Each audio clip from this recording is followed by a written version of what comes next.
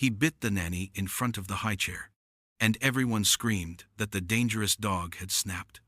Minutes later, the FBI swabbed the baby's oatmeal and found what Shadow had smelled first: death. The morning began like any other, soft light spilling through the blinds, filling the Mitchell family kitchen with a golden calm. Jack Mitchell stood at the counter with a mug of coffee, steam curling upward, the faint hum of the refrigerator, the only sound beside his infant son Noah's babbles. The boy sat in his high chair, legs kicking happily, cheeks plump and rosy. He smacked his hands against the tray and squealed with delight as the nanny, Elise, moved about the kitchen with a polished smile. She wore her hair tied back neatly, her blouse crisp, her every movement tidy and careful as if she had rehearsed them. She carried a small ceramic bowl of oatmeal in one hand, the silver spoon resting gently across the top. Shadow lay on the floor near the doorway, a black and silver German shepherd, with eyes the color of burning amber. His fur bore the marks of battles past, a deep scar running across the bridge of his muzzle, his body lean with the muscle of years of training and survival. He was never far from Noah, never more than a few paces from the boy he seemed to guard with silent devotion.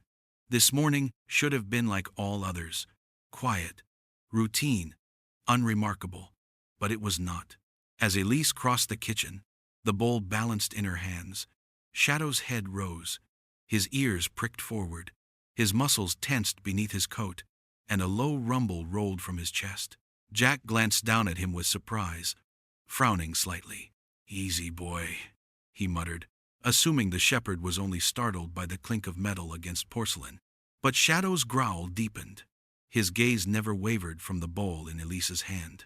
Noah squealed again, reaching forward with little fingers as Elise leaned toward him. Her smile broadened, her free hand lifting the spoon, dipping it into the oatmeal, bringing it closer to the child's waiting mouth. In that instant, everything shifted. Shadow's body coiled like a spring, and he lunged. The sound of the attack split the kitchen in two. Elise screamed as Shadow's teeth sank into her wrist, the spoon clattering to the floor, the bowl toppling and spilling its contents across the high chair tray. Noah began to cry, his face crumpling in fear and confusion. Jack's coffee mug fell from his hand and shattered against the counter, hot liquid splashing across the floor as he leapt forward. "Shadow!" Jack roared, grabbing at the dog's collar, pulling him back with all his strength. Shadow resisted for a moment, his eyes blazing, his teeth still locked around Elise's arm until the last second when he let go. Elise stumbled back with a cry, clutching her bleeding wrist, tears streaking her face as she shouted, "Your dog is insane! He tried to kill me!" The kitchen was chaos, blood dripping onto the tiles, the baby's cries rising in sharp wails, the air heavy with fear. Jack dragged Shadow away, forcing him down, his heart pounding, unable to understand. Never, not once in all the years, had Shadow acted this way. He was loyal, steady, disciplined, but now his chest heaved, his eyes fixed not on Elise, not even on Jack, but on the spilled oatmeal smeared across the high chair tray. Even as Jack scolded him, even as Elise whimpered and cursed, Shadow's gaze did not move. And in that silence, broken only by Noah's sobs and Elise's shallow breaths, a shiver ran down Jack's spine. Something was wrong, something deeper than what he could yet see. The kitchen was still in disarray when the wail of sirens reached the house, echoing through the quiet street. Jack stood frozen for a moment, his shirt spattered with coffee, and his hands shaking as he tried to hold Noah against his chest. The baby's cries were loud and piercing, filling the house with panic, his little fists tangled in Jack's collar as if clinging for life. Elise sat slumped in a chair, her face pale, her wrist wrapped in a dish towel that was already soaked through with blood. She rocked slightly back and forth, tears streaking her cheeks, murmuring about how close the dog had come to tearing her apart. Shadow was pinned to the far wall, a heavy leather leash wound around the leg of the dining table, his chest rising and falling, eyes locked not on Jack or Elise, but on the overturned bowl of baby food, still sitting untouched on the high chair tray. When the paramedics rushed in, the room filled with the sharp smell of antiseptic and the rustle of latex gloves. They bent over Elise quickly, working with practiced hands, cleaning the wound, pressing fresh bandages into place, checking for deeper damage. Elise whimpered softly, her voice trembling, whispering again and again that she had done nothing wrong, that she had only been feeding the baby when the dog snapped. Her eyes darted toward Shadow with fear and disgust, and her words came out in broken gasps about aggressive animals and dangerous breeds. Jack tried to explain, his voice hoarse, that Shadow had never done anything like this before, not once in all the years they had owned him. He told them how the shepherd had been protective, loyal, gentle with Noah since the day the boy had been born. But the words felt thin even as he said them, drowned out by Noah's unrelenting sobs and Elise's weak cries. His hands trembled as he pressed Noah against his shoulder, desperate to soothe him, but the baby could not be calmed. Outside, curious neighbors had gathered, drawn by the flashing lights and the sound of chaos spilling from the house. One of them, a tall man with a red ball cap pulled low over his eyes, leaned against the porch railing and called out in a sharp voice, "That dog's a danger, Jack. You can't keep him after this. You know what has to be done."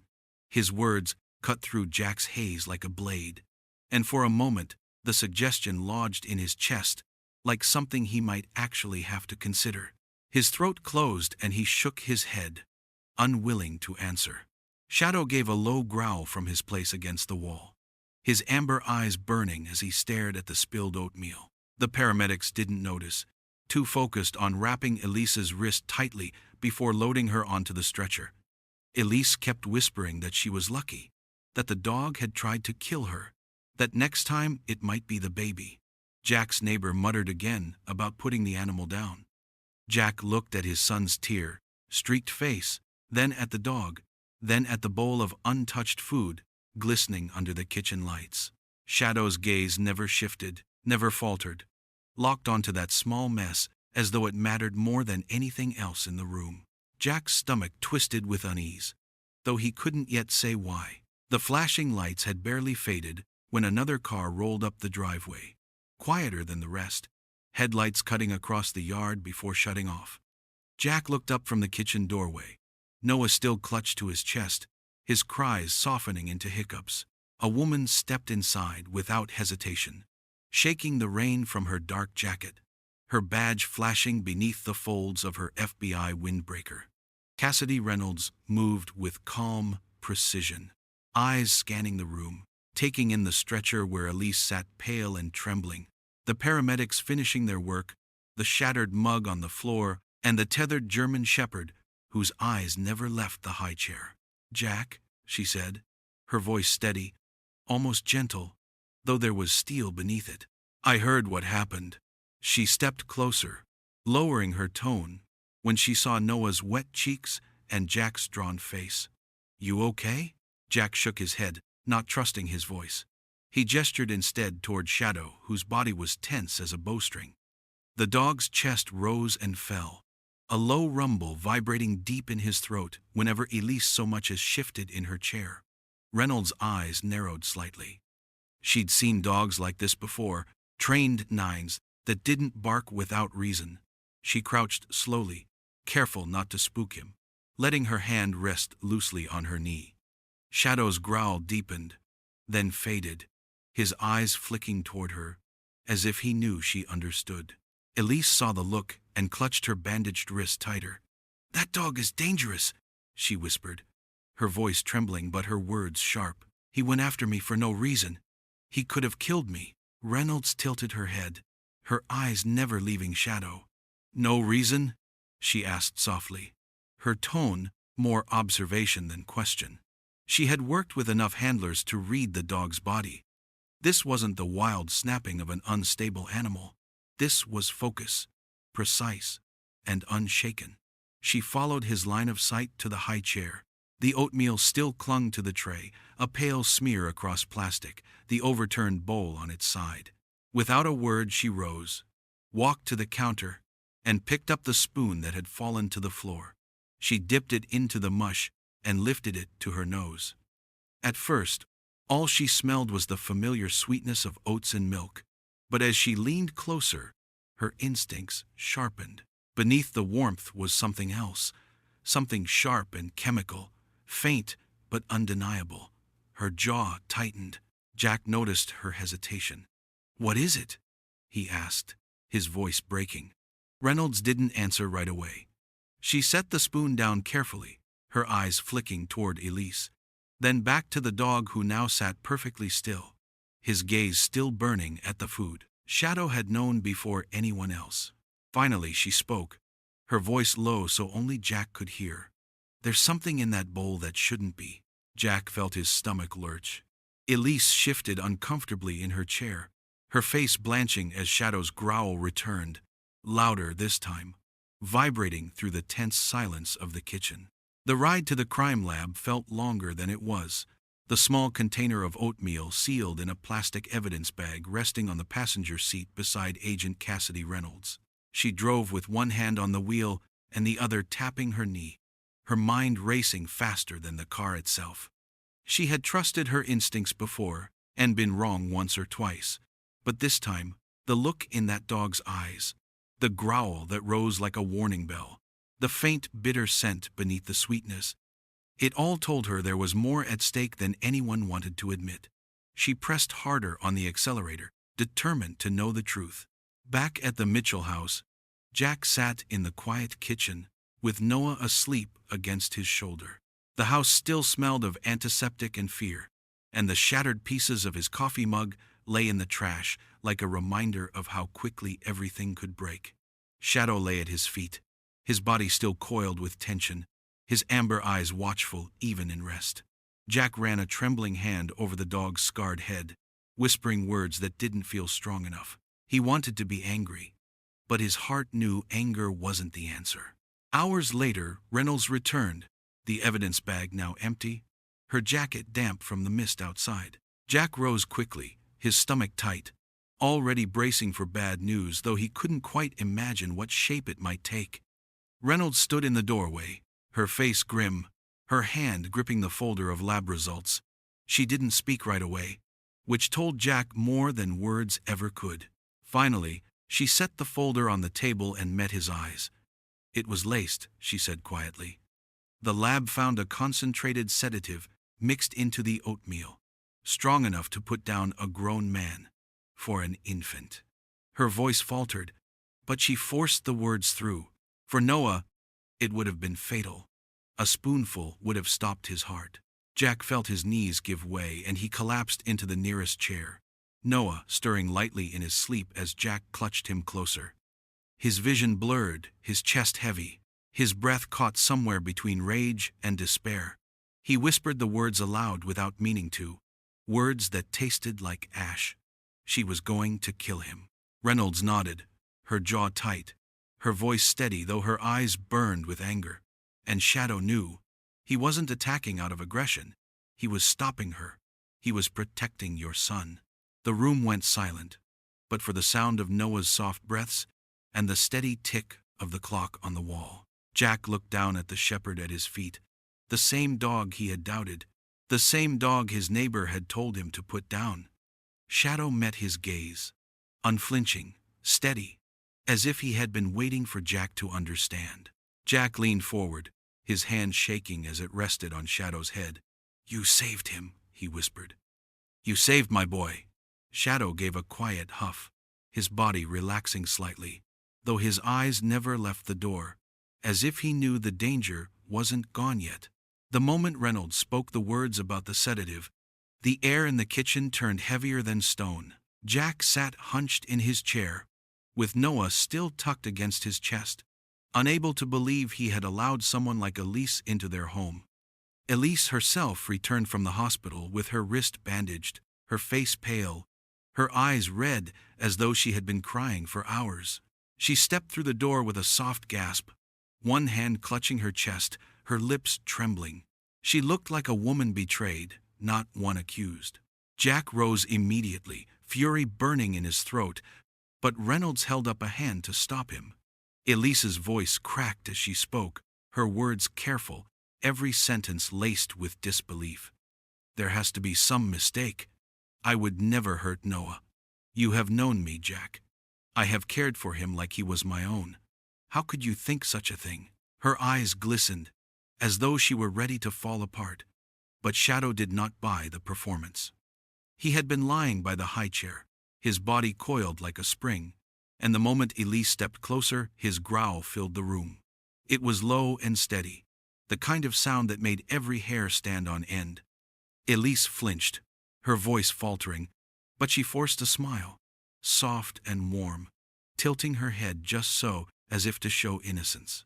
She extended her hand slowly toward Noah, cooing, "Sweet boy, don't be scared. It's just me." Shadow rose to his feet in one smooth motion, his teeth flashing, his ears pinned forward. The sound that ripped from his throat was primal. Jack clutched Noah tighter, his own stomach twisting with confusion. He had seen this dog protect his family, but never had he seen him so certain, so unwilling to let Elise close. Reynolds stepped in quickly, blocking her path. "Enough," she said firmly. "Stay where you are." Elise's mask slipped for the briefest second, her eyes narrowing, her smile tightening into something colder. She caught herself and shook her head, tears returning like she had rehearsed them. "You're wrong about me. You don't understand. Someone must have tampered with the food after I made it. I would never harm him." Reynolds didn't move, didn't soften, and when she spoke, her voice carried no sympathy. "I checked your file, Elise. Half your references are fake. Numbers that don't exist, companies that shut down years ago, people no one can track. Your past is full of holes." She dropped the folder on the table, the sound sharp as a gunshot. Elise's breathing quickened, her lips parting, but no explanation came. Jack's chest tightened as he realized he didn't know this woman at all. The nanny he had trusted, the one who had rocked his son to sleep, the one who had laughed in his kitchen, had built her entire life here on lies. Shadow snarled again, his amber eyes locked on her face. And this time Elise did not reach for Noah. She simply stood frozen, her smile gone, her story collapsing under the weight of truth that the dog had known from the start. Jack barely slept that night. He sat at the kitchen table long after the house had gone quiet, Noah finally asleep upstairs, Shadow stretched out on the rug with his eyes still half open, as if waiting for trouble to return. The folder Reynolds had left behind lay open on the table, its thin stack of papers telling less about Elise than Jack had ever imagined possible. Phone numbers that led nowhere, companies that had closed years ago, names that vanished into silence when checked. She had been a ghost, drifting into their lives on the strength of polished manners and a practiced smile. Jack rubbed his temples and tried to remember every detail about how she had come into their home in the first place. It had been only 4 months earlier, though it felt like a lifetime. He had been drowning in work, his construction firm on the verge of securing a massive new contract that would put his company in the headlines. At the same time, he had been struggling to balance single fatherhood with 12-hour workdays. A friend had told him he needed help, that Noah deserved someone patient and steady, while Jack rebuilt the business. Jack had resisted, but then came the recommendation. The name had slipped easily from the lips of Thomas Blackwood, a wealthy acquaintance who had recently taken a sudden and surprising interest in Jack's future. Jack could still remember the afternoon in Blackwood's office. The man had stood by the window, his suit pressed perfectly, his voice warm and smooth as he spoke about opportunity and family. "You need someone you can trust with the boy, while you're handling business," Blackwood had said, pouring 2 glasses of amber whiskey. "I know a private agency. They're selective, discreet. They placed a nanny for my cousin, and she's been remarkable." Jack had been too grateful for the advice at the time to question the coincidence. Within a week, Elise had appeared, resume in hand, her tone professional yet gentle, her every move reassuring. Noah had taken to her almost instantly, and Shadow, though wary at first, had tolerated her presence. Jack had convinced himself that was enough.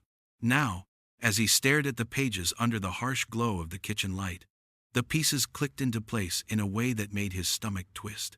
Elise had not stumbled into their lives by chance. She had been placed, ushered in with a trail of forged papers, and all of it tied back to Thomas Blackwood.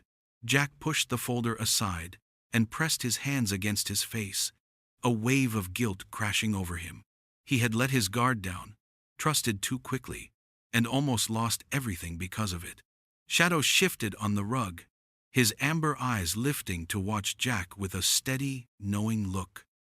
Jack reached down to scratch behind the scarred ear, whispering in a hoarse voice, "You saw what I didn't." The dog thumped his tail once, quiet but firm, as though reminding Jack that the fight was far from over. The house was quiet, except for the ticking of the clock and the faint hum of the refrigerator. Jack sat on the couch, with his head in his hands, the weight of everything pressing down on him like a stone.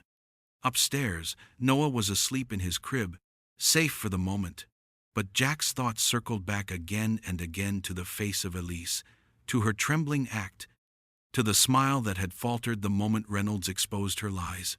Shadow lay stretched out near the stairs, his head resting on his paws, his amber eyes still alert even in the dim light. The shepherd had not left Noah's side all day, moving only when Jack insisted he come down. Even now his ears twitched at the faintest sound, his body tense as if waiting for danger to show itself. It was close to midnight when Shadow suddenly rose. His nails clicked softly against the floorboards as he padded across the room. Jack watched him with tired eyes, expecting him to settle by the front door, but instead the dog went straight to the corner where Noah's diaper bag sat slouched against the wall. Shadow sniffed it once, twice, then began scratching at the fabric with steady insistence. Jack frowned, dragging himself up. "What are you doing, boy?" he muttered. But Shadow did not stop. He pawed harder, growling low, his tail stiff. Jack knelt down, pulling the bag closer, and opened the zipper. Diapers, wipes, a spare blanket, nothing unusual. Still Shadow whined, shoving his nose deep into the corner seam, pawing harder. Jack turned the bag inside out, his fingers brushing along the lining, and that was when he felt it, a small bump beneath the stitching, something hard and flat sewn into the fabric. His pulse quickened as he fetched a knife from the drawer and carefully slit the seam. Out slipped a tiny black flash drive, no bigger than his thumb. Jack stared at it in disbelief, his throat dry. "What is this?" he whispered, though no answer came except Shadow's steady stare. The next morning, Reynolds came to the house, and Jack handed her the drive with shaking fingers.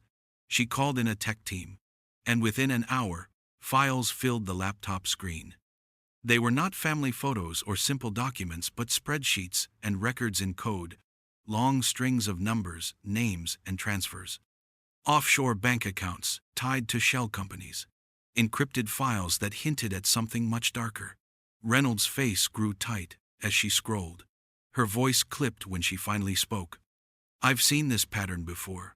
It's the same network we've been chasing for months. Trafficking, money laundering, all of it. And Blackwood's fingerprints are everywhere." Jack leaned against the table, his heart hammering. The man who had stood in his office offering whiskey and advice, the man with the spotless reputation and the smiling photographs in newspapers, had been pulling strings from the shadows.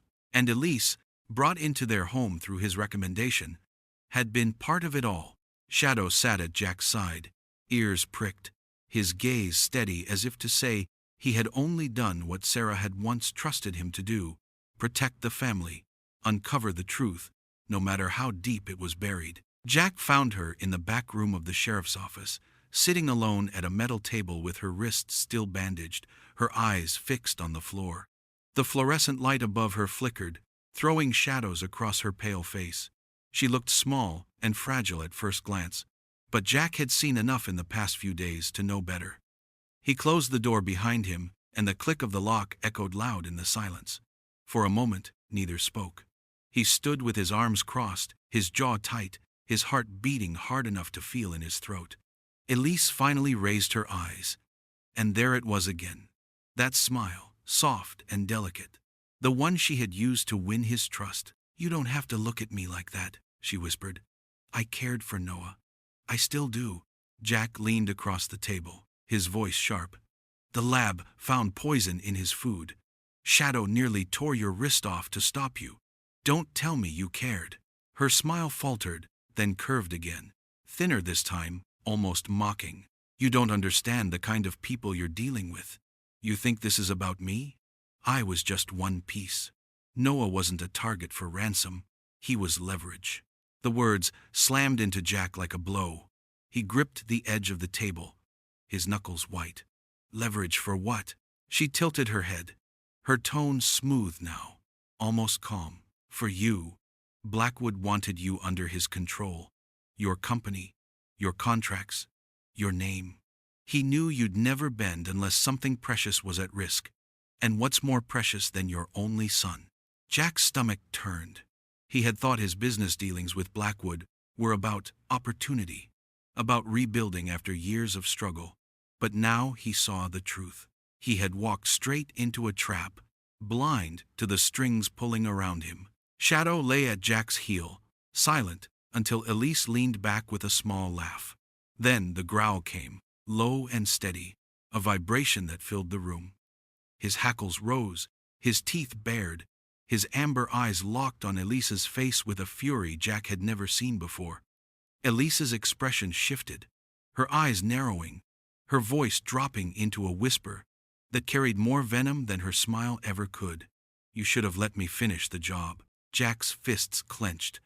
He wanted nothing more than to lunge across the table, to make her pay for every word, every smile, every moment she had spent in his home near his son.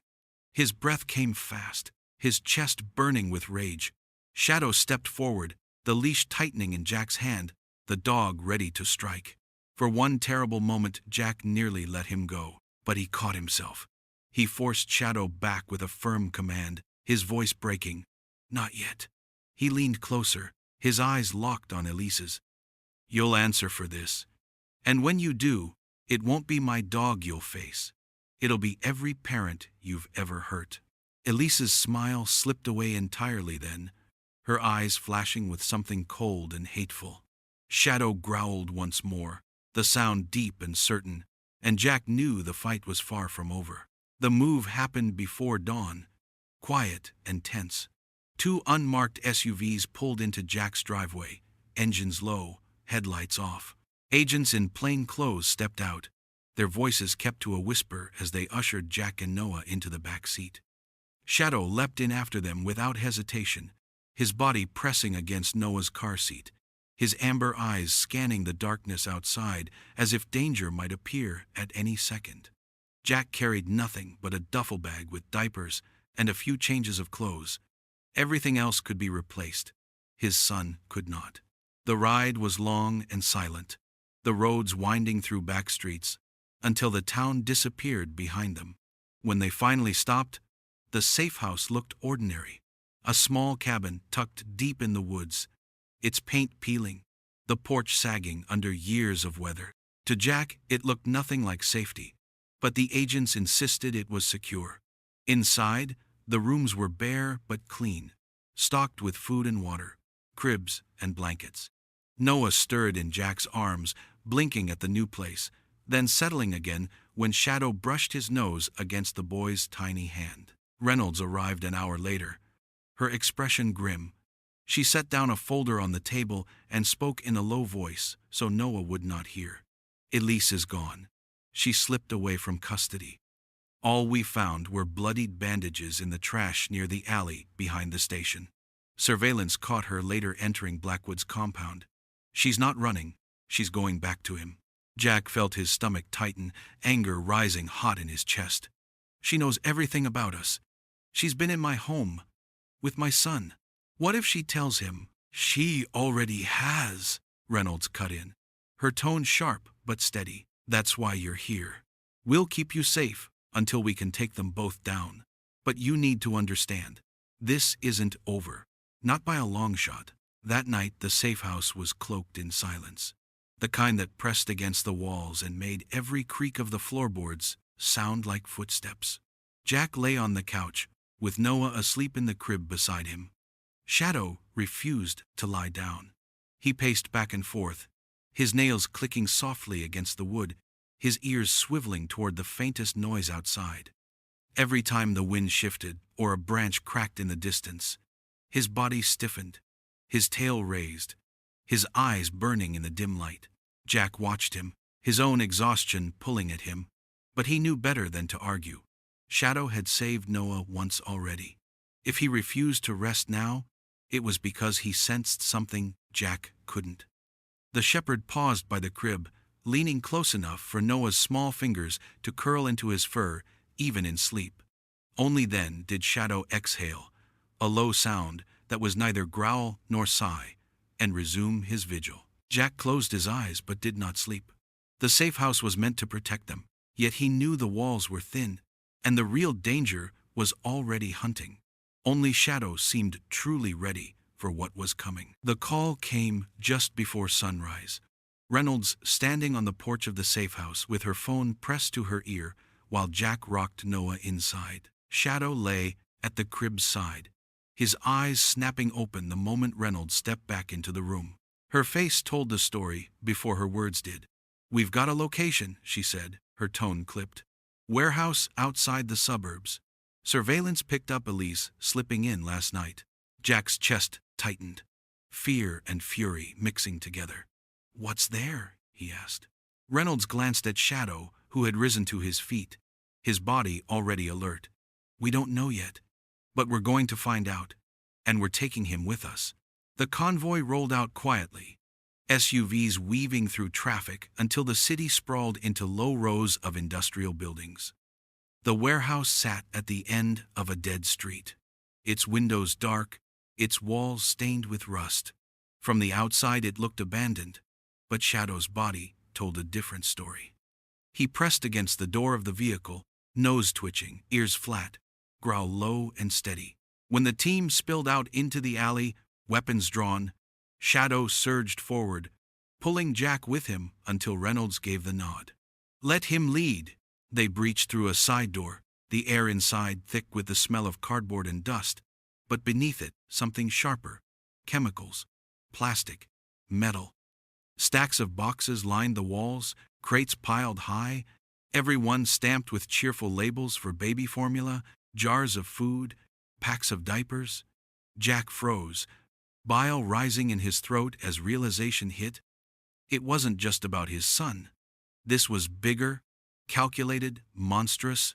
Shadow darted ahead, nose to the ground, weaving between aisles, until he stopped suddenly, hackles rising. His growl echoed off the steel beams. Agents fanned out around him, prying open one of the crates. Inside were jars of baby food, their seals intact, but when Reynolds twisted one open, the smell was wrong, bitter, chemical, deadly. The lab would confirm it later, but they already knew. Someone had built an entire system to hide drugs and toxins inside products meant for children. A shout rose from deeper in the warehouse, the thud of boots against concrete. Shadow lunged before Jack could hold him back, racing toward the noise. Agents followed, weapons raised, until they reached a wide loading bay, lit by a single hanging bulb. And there she was. Elise stood with her back against the crates, her wrist still wrapped in a stained bandage, her other hand trembling but her eyes cold, sharper than Jack had ever seen. "Don't move," Reynolds barked, her weapon trained. Elise's gaze slid past the agents and locked onto Jack, then onto Shadow. Her lips curled into the faintest smile, empty of warmth.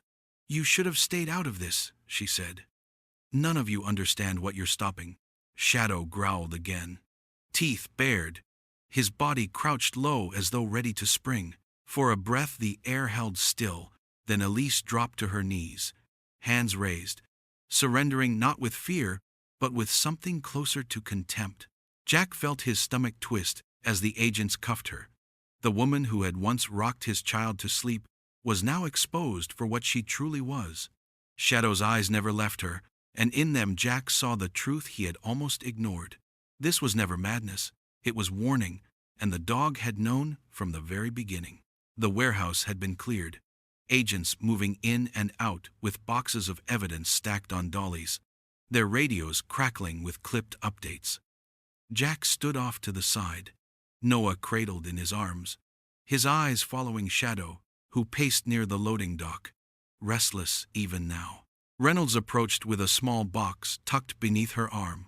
Her face carried the strain of too many hours without sleep, but her voice was calm when she spoke. "We found something that belongs to you." She set the box on a nearby table and flipped open the lid. Inside were files, folders stuffed with documents, photographs clipped together, the kind of things you expect in an investigation. But at the bottom was something smaller, sealed in a plastic evidence sleeve, a plain envelope with his name written across it. Jack's breath caught. The handwriting was familiar, achingly so, neat and deliberate with a tiny curve in the J that he had once teased her about. Sarah's handwriting. His knees weakened as he reached for it, his fingers trembling as he tore open the plastic. The paper was worn at the edges, the ink slightly smudged, but the words were clear. "Jack Mitchell," it began. "If you are reading this, then I was right. Blackwood is not who he pretends to be. I've gathered what I can, but I may not live to finish this fight. Please, for Noah, for us, don't let it die with me." Jack swallowed hard, the lump in his throat too heavy to move. His eyes blurred as he kept reading. Sarah had written about nights he remembered, the times she said she was working late or following leads. She had been tracing the same names Reynolds just found on the flash drive, the same offshore accounts. She knew Blackwood was dangerous, that he hid his empire behind charities and youth programs. And she knew the risks. "If something happens to me," the letter continued, "trust Shadow. He was mine before he was yours. He remembers. He was trained not just to protect but to find what I could not." Jack lowered the letter slowly, his chest aching. Shadow stood at his side now, his amber eyes locked on him as if he had been waiting for Jack to understand. All this time, Jack had thought the dog was only Noah's guardian, a silent shadow bound to the boy. But Sarah's words painted a different truth. Shadow had been part of her fight from the start, the last living piece of her plan to bring Blackwood down. He wasn't just reacting out of instinct. He was carrying on the mission Sarah had begun. Jack crouched beside him, the letter shaking in his hand, his other resting on the scarred fur of the shepherd's neck. "You never gave up on her," he whispered, his voice breaking. "And you never gave up on us." Shadow leaned into him with a low huff. Not a growl, but something softer, almost like a sigh. For the first time in years, Jack felt something shift inside him. Sarah was gone, but her fight wasn't. Through Shadow, through Noah, through the truth she had left behind, she was still here. The courthouse was crowded, every bench filled with reporters, townspeople, and families who had come to see justice finally catch up to Thomas Blackwood. The air buzzed with whispers, the scrape of pens on paper, the soft clicks of cameras. Jack sat near the front, with Noah balanced on his knee, the little boy clutching his father's thumb with a grip stronger than his size suggested. Shadow lay at their feet, his scarred muzzle resting on his paws, calm but watchful as ever. He was allowed inside not as a pet, but as evidence, living proof of what had been uncovered. Elise sat across the courtroom, her bandaged wrist pale against the dark fabric of her prison uniform. Her eyes avoided Jack's, darting instead toward the jury as she spoke, her voice steady but cold. She described the network in detail, how Blackwood had built his empire behind charities, how she had been placed in the Mitchell home to get close to Noah. Her testimony was sharp and damning, every word tightening the noose around Blackwood's carefully constructed image. The man himself sat stone-faced, his expensive suit, doing nothing to hide the truth, now laid bare before the world. Reynolds leaned toward Jack, her voice barely above a whisper. Without her testimony and Sarah's evidence, this might have taken years. With both, it's finished. Jack nodded, though his eyes stayed fixed on Shadow, who shifted only when Noah let out a small squeal of laughter, the sound carrying like a spark through the heavy room. The trial stretched on for days, each new piece of evidence hammering Blackwood further into the ground. When the guilty verdict came, the courtroom erupted. Families wept, strangers embraced, reporters scrambled for headlines. Jack closed his eyes, the weight of months finally lifting, while Noah clapped his small hands against his father's chest. Shadow lifted his head, ears pricking, as if he understood what the cheers meant. 2 weeks later, the town gathered in the square for a different kind of trial. One not of guilt, but of gratitude. Folding chairs lined the grass. Children waving small flags. Banners stretched between lampposts, with words like "Thank you, Shadow," painted in bright colors. The mayor spoke at the podium, his voice echoing across the crowd. He recounted the story of a dog once thought dangerous, who had risked his life to uncover the truth no one else could see. He spoke of loyalty and courage, of a guardian who had saved not just a child, but the future of a community. Jack stood off to the side. Noah perched in his arms, wide-eyed at the sound of applause. Shadow sat tall beside them, his chest puffed out, his scars visible but carried with pride. When his name was called, the crowd erupted again, and Noah clapped along, his laughter rising above the cheers. Jack crouched low, wrapping his arm around the shepherd's strong neck, pressing his face into the fur that smelled of sun and earth. His voice was low, meant only for the dog. "You didn't just save him.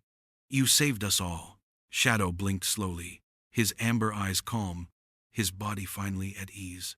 For the first time since Sarah's death, Jack felt whole again. Not because the fight was over, but because they had found their way through it together. Thank you for watching this video of a dog's devotion. If you liked this story, show your support with a like, and join us by subscribing for more inspiring stories like this one.